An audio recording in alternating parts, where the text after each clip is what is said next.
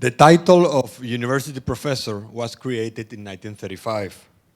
It is the highest distinction of a Harvard faculty member. Out of 2,100 total faculty of Harvard, there are only 24 university professors at the moment, and our next guest is one of them. William Julius Wilson is one of America's most accomplished analysts of race, inequality, and poverty. His father died young, leaving his mother to pull 6 kids out of poverty. All ended up going to college. He is largely a product of public education. After earning his PhD at Washington State University in 1966, he taught at the University of Massachusetts Amherst before joining the faculty of the University of Chicago. In 1996, after 24 years teaching there, he came to Harvard faculty. He is the sociologist whose research on poverty forced policymakers to look to the inner city. In fact, President Bill Clinton said in his book, and I quote, "His book made me see race, poverty, and the problems of the inner city in a different light." He has received over 40 honorary degrees, including honorary doctorates from Princeton, Columbia, Johns Hopkins, and the University of Pennsylvania. During last year's Yale's commencement ceremony, Dr. Wilson received an honorary doctorate in social science for a life work devoted to studying inequality. Your scholarship, they say, has sparked major debates about how we as a nation can address some of our most vexing problems. Generations of scholars have built upon your work. One of his books provided the backdrop for a season of HBO series The Wire. So without further delay, Dr. Wilson.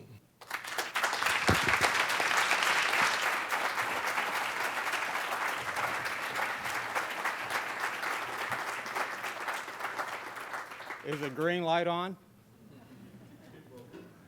It will be, okay. Well, it's an honor to be able to address this august body. And I want to share with you the big picture in less than 10 minutes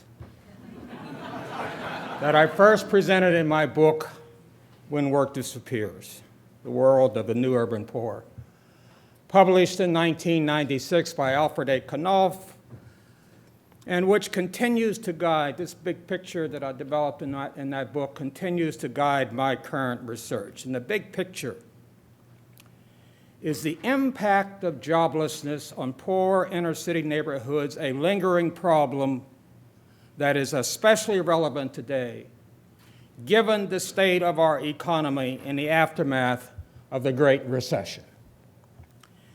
In When Work Disappears, I discuss the new urban poverty, which refers to poor, segregated neighborhoods in which a considerable number of individual adults are either officially unemployed or have dropped out or never been a part of the labor force and therefore are not included in the official unemployment rates. As I reported in Work Disappears, a neighborhood in which people are poor but employed is much different from a neighborhood in which people are poor and jobless. In 1950, a very high number of adults, black adults, were poor, but they were working. Urban poverty was quite extensive, but people held jobs. However, as we entered the 1990s, most adults in the ghetto neighborhoods of our larger cities were not working in a typical week. Take, for example, the city of Chicago, where I conducted a good deal of my earlier research.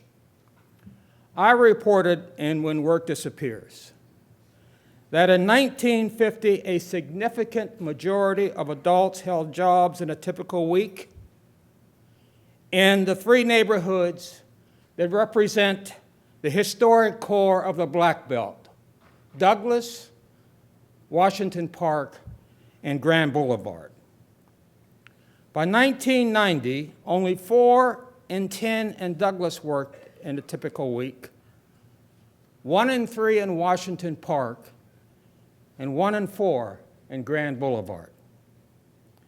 I described in Work Disappears how the disappearance of work in these neighborhoods not only adversely affected individuals and families, but the social life of neighborhoods as well. Inner-city joblessness is a severe problem that is often overlooked or obscured when the focus is mainly on poverty and its consequences. Despite the increases in the concentration of poverty since 1970, inner cities have always featured high levels of poverty. But the level of inner-city joblessness today far exceeds that of earlier periods. In explaining the growth of inner-city jobless poverty, one has to, first of all, take into account the ways in which racial segregation interacts with other changes in the larger society to produce the recent escalating rates of neighborhood joblessness, including the nationwide decline in the fortunes of low-skilled workers and the growing suburbanization of jobs.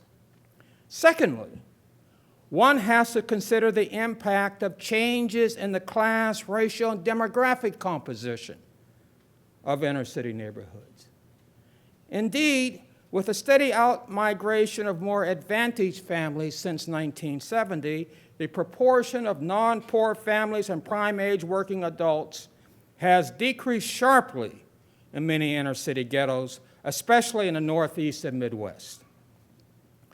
The increase in prolonged joblessness, the declining proportion of non-poor families, and the overall depopulation have made it more difficult to sustain basic institutions and to achieve adequate levels of social organization in these neighborhoods. The declining presence of working and middle-class blacks has also deprived ghetto neighborhoods of key resources, including structural resources, such as residents with income to sustain neighborhood services, and cultural resources, such as conventional role models for neighborhood children. All of these changes have had a profound effect on the social organization of these neighborhoods, resulting in a weak institutional resource base. You see, it is easier for parents to control the behavior of the children in their neighborhood when a strong institutional resource base exists, and when the links between community institutions, such as churches, schools, political organizations, businesses, and civic clubs, are strong or secure. The higher the density and stability of formal organizations, the less illicit activities, such as drug trafficking, crime, prostitution, and the formation of gangs can take place in the neighborhood. Take drug trafficking. My research and the research of others have revealed an association between declining legitimate employment opportunities among inner-city residents and increased incentives to sell drugs. And neighborhoods plagued by high levels of joblessness, insufficient economic opportunities, and high residential mobility are unable to control the violent drug market and the violent crimes, the volatile drug market and the violent crimes related to it. As a result, the behavior and norms in the drug market are more likely to influence the actions of others in the neighborhood, even those who are not directly involved in drug activity. Drug dealers escalate the use and spread of guns in the neighborhood, which in turn raises the likelihood that others, particularly youngsters, will come to view the possession of weapons as necessary or desirable for self-protection, settling disputes, gaining respect from peers and other individuals. I'm glad that you mentioned that my book influenced the writing of The Wire. I take great pride in that, so I just want to. Moreover, the drug industry actively recruits teenagers in the neighborhood, not only because they are willing to accept lower wages, but also because they tend to be more courageous and will take risks that more mature adults would avoid. Inner-city black youth, with limited prospects for stable and attractive employment, are easily lured into drug trafficking and therefore invariably find themselves involved in a violent behavior that accompanies it. To repeat, a weak institutional resource base is what distinguishes high jobless inner-city neighborhoods from stable middle-class and working-class areas. As one resident of a high jobless neighborhood on the south side of Chicago put it, quote, "Our children, you know, seems to be more at risk than any other children there is, because there's no library for them to go to. There's not a center they can go to. There's no field house they can go into. There's nothing at all." Parents in high jobless neighborhoods have a much more difficult task of controlling the behavior of their adolescents, of preventing them from getting involved in activities detrimental to pro-social development. And given the lack of organizational capacity and a weak institutional resource base in these neighborhoods, some parents choose to protect their children by isolating them from activities in the neighborhood, including the avoidance of contact and interaction with neighborhood families. Wherever possible, and often with great problems, great difficulty, when one considers the problems of transportation and limited financial resources, they attempt to establish contacts and cultivate relations with individuals, families, and institutions outside the neighborhood, such as church groups, schools, and community recreation programs. It is just as indefensible to treat inner-city residents as superheroes who overcome chronic racial and economic subordination as it is to view them as helpless victims. We should, however, appreciate the restricted range of choices that are available to inner-city families and residents in jobless neighborhoods, because they live under constraints and face challenges that most people in the larger society do not experience or can't even imagine. And I wish there was a greater appreciation for their incredible ordeals, especially among national policymakers. Thank you.